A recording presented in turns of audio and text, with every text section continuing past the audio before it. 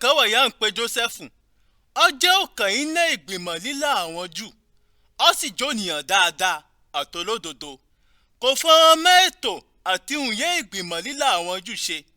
Ìlú Arímátì ìyówó orílẹ̀-èdè àwọn Júù lóko.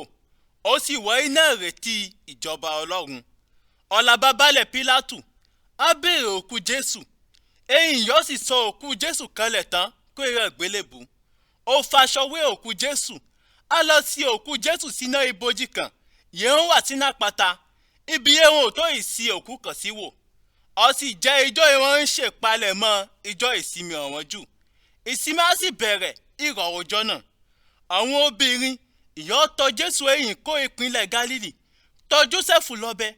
Wọ́n ń wo ibojì náà, à ń wò pé wọ́n ń sin òkú Jésù sí.